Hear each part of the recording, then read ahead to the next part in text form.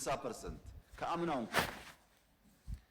ቁጠባ 15% ጨምሯል። ለፋይናንሻል ኢንክሉዥን ቅድም የተነሳው የብድር በሞባይል መኒ ብቻ 11% ደርሷል። ምን ማለት ነው? ሰዎች በሞባይላቸው ትናንሽ ገንዘብ መበደር እና ስራ መስራት እንዲችሉ። በስታርታፕ ያለው እንቅስቃሴ በየተቋማት ታውቃላችሁ። ህንፃ ገንብተን ልጆች ሰብስበን ስራቸውን እንዲያሳዩ እጃቸው እንዲፍታታ የሚደረገውን ጥረት በፋይናንሻል ኢንክሉዥን የሚዳረሰው ብድር በበቂ ደረጃ ገጠሩን ያማከለና የሰፋ ነው ወይ ያላችሁ እንደሆነ ገና ብዙ ይቀረናል። ከዚህ አንጻር ጥያቄው ትክክል ነው። ለውጥ የለም አይደለም። በሞባይል መኒ ብቻ 11% አድጓል። ነገር ግን ከዚያ በላይ መስፋት አለበት። ፋይናንሻል ዲፕኒንግ ካላስፋፋን በቀር ፋይናንሻል ኢንክሉዥን ካላረጋገጥን በቀር የምናስበውን ብልጽግና በሁሉም ጫፍ ለማምጣት እንቸገራለን። ውጤቱ ግን አመርቂ ነው። ቱሪዝም መቼም በዘንድሮ ገና፣ እሬቻ፣ መስቀል፣ ጥምቀት ያላየነው አይነት ሰው ያለ አይመስለኝም። በርከት ያለ ዲያስፖራ፣ በርከት ያለ ውጭ ዜጋን ጨምሮ የቱሪስት ፍሰቱ ጨምሯል። ሳሚት ኢንተርናሽናል ሰሚቶች የዚህ 6 ወር ከሞላ ጎደል አምና ዓመቱ ሙሉ ካደረግነው ጋር ይቀራረባል። ኦልሞስት በየሳምንቱ ኢንተርናሽናል ሰሚት አለ ኢትዮጵያ ውስጥ። ይሄ ሲደመር በሴክተሮች ያመጣናቸው ውጤቶች በማክሮ ከተገኘው ውጤት ጋር ተሰናስሎ በዚህ ዓመት 10.2% እድገት እናመጣለን። ኮንሰርቫቲቭ ሆነን ነው። የሚቀጥለው 6 ወር ልክ እንደባለፈው 6 ወር ሳንዘናጋ ቀን ከሌት ከሰራን ውጤቱ ከዛም የላቀ ሊሆን ይችላል። ግን ትንበያ 100% እርግጠኛ መሆን ስለማይቻል ሪስኮች አስፍቶ ኮንሰርቫቲቭ ሆኖ ሚኒመም 10% እድገት ለማምጣት ይቻላል የሚል ሐሳብ ነው ያለው። የዓመት እቅዳችን 9.2 ነው። የ6 ወር አፈጻጸማችን ግን ወደዚህ ለጠጥ አድርጎ ለማቀድ የሚያስችል አስቻይ ሁኔታ እንዳለ በመገንዘብ ነው። ገቢና ወጪያችን እንመልከት። አንዱ መታየት ያለበት እሱ ነው። በዚህ ዓመት ገቢ አሻሽለን 1.2 ትሪሊየን መድረስ አለብን የሚል እቅድ አቅርበንላችኋል። 1.2 ትሪሊየን የዓመቱ እቅዳችን ነው። በ6 ወር የፈጸምነው 709 ቢሊየን ነው። ያለፉት 25 ቀናት 85 ቢሊየን ሰብስበናል። ይሄን 5 ቀን ጨምሮ የ7 ወሩ 810-15 ቢሊየን ገደማ ይገመታል። የ8 ወሩ የ7 ወሩ 800+ ቢሊየን ከሆነ 1.2 ማለታችን ያንሳል። ትንሽ እንጨምር፣ እናስፋ፣ ቢዝነስ እየለየን ነው ብለን በፌደራል 1.5 እናድርስ። በጣም አምቢሺየስ የሆነ እቅድ ነው። ከ1.2 1.5 በጣም ከባድ ነገር ነው እንደምታውቁት። ግን ያው ፑሽ ማድረግ ስለሚያስፈልግ በክልሎች ቢያንስ 1 ትሪሊየን ይሰብሰብ፣ ሲደመር 2.5 ትሪሊየን ከደረስን ከጂዲፒያችን 9% ገደማ እንደርሳለን። ባለፈው ታስታውሳላችሁ 7 አካባቢ ነን ብያለሁ። እመርታ ያመጣል ማለት ነው። ከሰብሳሃራስ ገና ነው 15% በላይ ስለሆነ ይቀራል ገና አሁን ገቢ። ይሄ በምን መጣ ያላችሁ እንደሆነ ቅድም እንዳነሳሁት 2.6 ሚሊዮን ቢዝነስ አክሮስ ዘ ካንትሪ በቤት ለቤት ተቆጥሯል። ከዚህ ውስጥ 400 ምናምን ሺህ ገደማ ኢንዱስትሪዎች ተለይተዋል። ማኒፋክቸሪንግ ከዚህ ቀደም የነበረውን የታክስ ስወራ ለመከላከል ያግዛል። አውቶሜሽን ላይ የተሰራው ስራ፣ ቤዝ ማስፋት የተሰራው ስራ፣ ይሄ ተደማምሮ ገቢያችን በምናስበው ልክ እያደገ ከመጣ በገቢና ወጪ መካከል ያለውን ክፍተት ደፍሲት እየሞላ ይሄዳል ማለት ነው።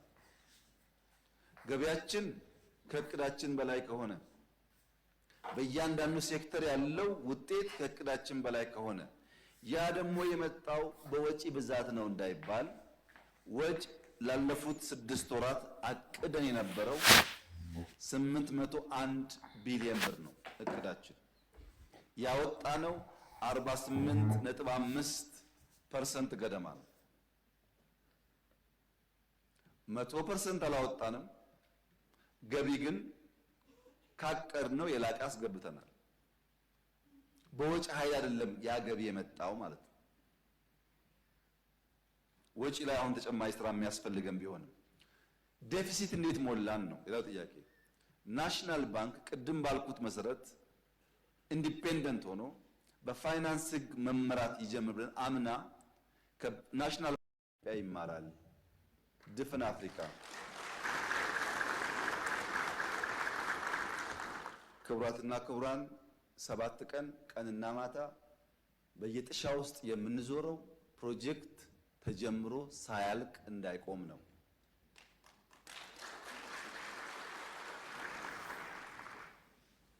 ቃል ገብተን ጀምረን እስካሁን ያልጨረስነው ፕሮጀክት ያው የምታውቁት ስለሆነ ወደፊትም ይሄ ባህል መጠናከር አለበት። እዛው ላይ ያለ ከስራ ባህል ጋር የተነሳው ጥያቄ በጣም ጠቃሚ ጥያቄ ነው።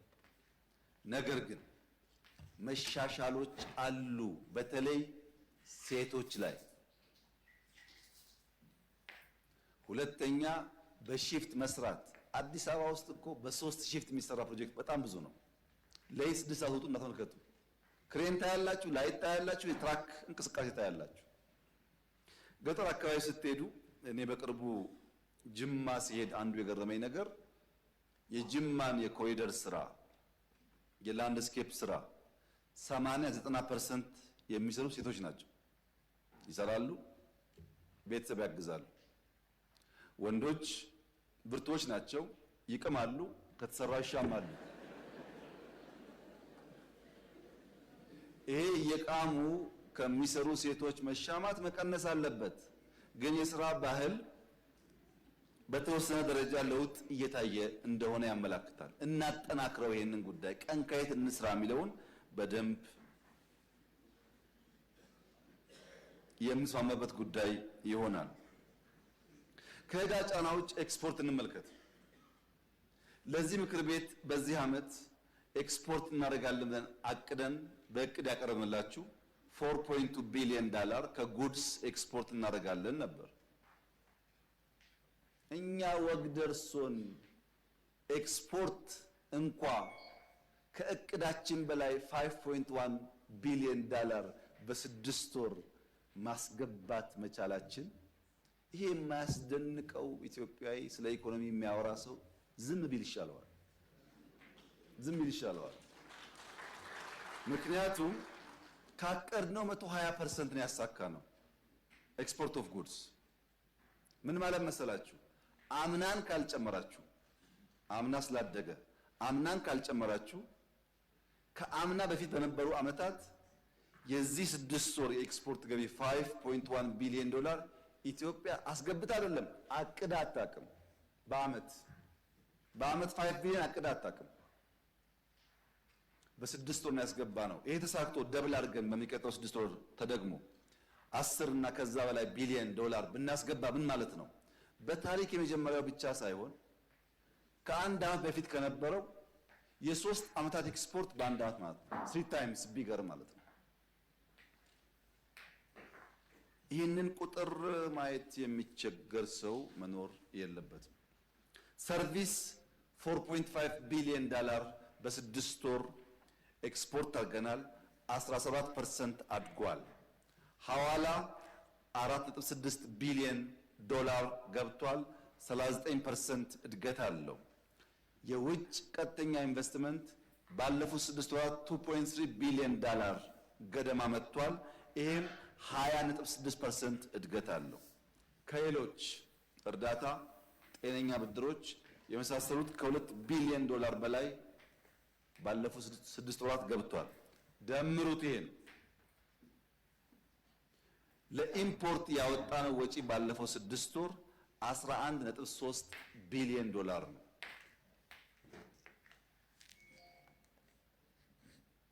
ባወጣነው ባስገባነው መካከል ፖዚቲቭ ትሬንድ የታየው በቢሊየንስ የታየው ባለፉት 6 ወራት ነው። ካስገባነው 11.3 ቢሊዮን ዶላር ኢምፖርት ውስጥ 39% ካፒታል ጉድስ ናቸው። ይሄ ኢኮኖሚ ምን ያክል ጤናማ ጉዞ ላይ እንዳለ ያመለክታል። ነዳጅ፣ ማዳበሪያ ሲጨምሩበት ደግሞ አብዛኛው ወጪያችን ጤናማ በሚባል ሴክተር ላይ እንደዋለ ያሳያል። በዚህ ምክንያት ኦፍ ኮርስ 3.4 ቢሊዮን ከዚህ ቀደም እናስገባ የነበረውን በሀገር ውስጥ ማምረት በመቻላችን ጭምር ነው ኢምፖርቱ እንደዛ የቀነሰው። በዚህ ምክንያት ሪዘርቫችን የውጭ ምንዛሪ አነሰ ተባለው የተከበሩ ምክር ቤት አባል በኢትዮጵያ ታሪክ በእርሶም በአባቶም ዘመን ኖሮ የማያውቀው ሪዘርቭ ዛሬ ኢትዮጵያ ያላት በኢትዮጵያ ታሪክ እና የውጭ ምንዛሪ አሁን ካለን በብዙ ጥፍ ማደግ አለበት የሚል ጉጉት ካሉት እኔም ከርሶ ጋር ነኝ። አሁን ካደረግነው በላይ ማደግ አለበት፣ ትክክል ነው። ግን ከነበረው ጋር አያወዳድሩት። በጣም የተረጨ ቀንና ጨለማ ማለት ነው። ብርሃንና ጨለማ እንደማወዳደር ያህል ነው። የኢትዮጵያ ሪዘርቭ አሁን ያለበት ደረጃ በጣም በከፍተኛ ደረጃ ተሻሽሏል። ተሻሽሏል ማለት ግን በቅቷል ማለት አይደለም። ስለዚህ በአብዛኛው የኢኮኖሚ አመላካች ሲታይ የተከበረው ምክር ቤት የመጨረሻ ዘመኑም ስለሆነ የተሳካለት ምክር ቤትም ስለሆነ እስካሁን ካሉ ምክር ቤቶች የተሻለ ውጤት ያመጣ ምክር ቤት ስለሆነ ኮራ ብሎ ደረቱን ነፍቶ ስራ ሰራው ቢል ይሻለዋል።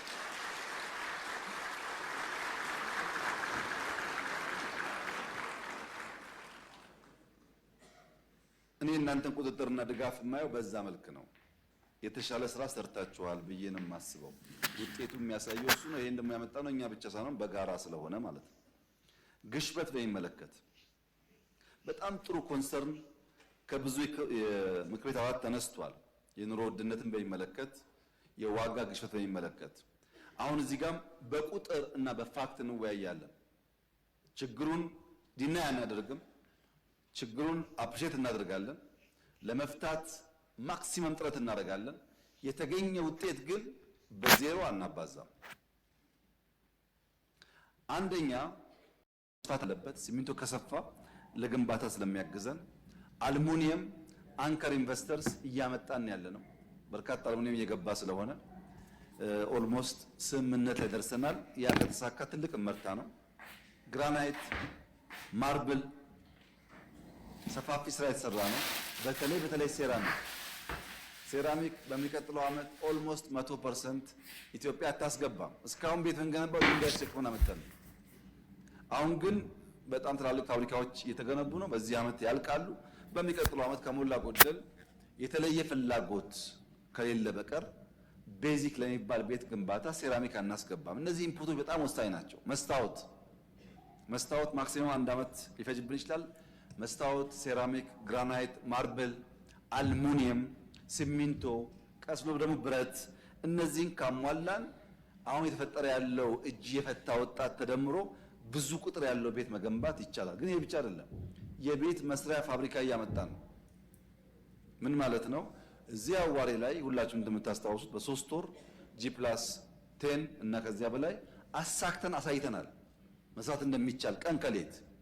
አሁን ግን አንዳንድ ቦታ እየሞከርን ያለነው በ3D ዲዛይን የተሰሩ ቤት የሚሆኑ ምናልባት ከጥቂት ወራት በኋላ ሲያልቁ ልታዩ ትችላላችሁ። ፋብሪካዎች እያመጣን ነው። በአንድ ወር ብዙ ቤት የሚገነቡ ማለት ነው። እነዚህ ኢንፑቶች ካሉ ፋብሪካው ከመጣ በቀላሉ ቤት ማስፋፋት ኢትዮጵያ ውስጥ የሚያስችል ነገር መፍጠር ይቻላል። ከሞላ ጎደል በአፍሪካ ፈጣን እድገት እያመጡ ካሉ ጥቂት ሀገራት ግንባር ቀደም ሆኖ ሊታይ የሚችል የኢኮኖሚ እድገት ያለው ኢትዮጵያ ውስጥ ነው።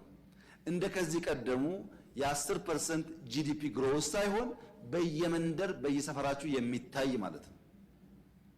የሚታይ ፕሮጀክት በመጨረስ ከተማን በመቀየር ገጠርን በመቀየር በእያንዳንዱ ሴክተር ለውጥ ማምጣት የሚታይ የሚጨበጥ እድገት ኢትዮጵያ ውስጥ አለ። ካለንበት አረንቋ አንጻር የአሁኑ እድገት ገና የብዙ ዓመታት ስራ ይፈልጋል። 20-30 ዓመት ኮንቲኒስሊ ካላደግን በቀር ካለንበት ደህንነት ጋር አይመጣጠንም። ይሄ ተስፋ አሁን የጀመርነውን በሚቀጥለው 10 ዓመት በዚሁ መልኩ አግሬሲቭሊ ከቀጠል ልጆቻችን እርዳታ፣ ደህንነት፣ የምግብ ችግር የመሳሰሉ ጉዳዮች ጋር ምናልባት እንደኛ በየቀኑ የሚጠቀሙበት ቋንቋ ላይሆን ይችላል። ያ እንዲሆን አበክረን እንስራ። ኢትዮጵያ አትጠራጠሩ፣ ደሃ ናት። ያልተማረ ሰው የበዛበት፣ ሌብነት የበዛበት፣ መስራት መትጋት የማያስመሰግንበት፣ የሚያወሩ የሚዋሹ የሚቀጥፉ የሚወደሱበት አጋጉል ባህል ያለበት ማህበረሰብ ውስጥ ነው ያለነው። መስራት መስራት መስራትና በትውልድ በታሪክ ፍርድ ውስጥ የተሻለ ስፍራ ለመያዝ መወሰን ከእያንዳንዱ ይጠበቃል። ለዚህ ተቃዋሚ መሆን አያስፈልግም፣ ሴት መሆን አያስፈልግም፣ ወንድ መሆን አያስፈልግም። እያንዳንዱ ዜጋ በዚህ ጉዳይ ላይ የተሰናሰለ አቋም ከያዘ ኢትዮጵያን መለወጥ እንችላለን። ትልቅ ፖቴንሻል ያለው ሀገር ነው። ስማርት በጣም ፈጣን ልጆች ናቸው እየመጡ ያሉት። ታውቃላችሁ፣ ልጆቻችሁን በጣም ፈጣኖች፣ በ10 ዓመታቸው የሚያስቡትና የሚናገሩትን እኛ በ20 ዓመታችን ማናቅ የነበረ ሁኔታ ተፈጥሯል ኢትዮጵያ ውስጥ። ይህን ተገንዝበን በርትተን ብንሰራ የሀገራችን እድገት ሊረጋገጥ ይችላል። ካደግን ደግሞ እነዛ የምንላቸው ጥቃቅን ችግሮችም ሊደፈቁ ስለሚችሉ የተከበረው ምክር ቤት አሁን ወደ ምርጫ ሰፈራችሁ ስትመለሱ እያንዳንዷን ፕሮጀክት እያንዳንዷን ልማት የማየት እንዲቀላጠፍ ማድረግ፣ የሚሰንፉ ሰዎች ይበልጥ እንዲሰሩ ማድረግ፣ ህዝብ ማስተማር ከሁላችን የሚጠበቅ ተግባር እንደሆነ መግለጽ እፈልጋለሁ። ለተገኘው የኢኮኖሚ ውጤት የኢትዮጵያ ፌዴራላዊ ዲሞክራሲያዊ መንግስት በከፍተኛ ደረጃ ኩራት ይሰማዋል። ይሄ ምክር ቤትም የዚህ ኩራት አካል እንደሆነ ተስፋ አደርጋለሁ። አመሰግናለሁ።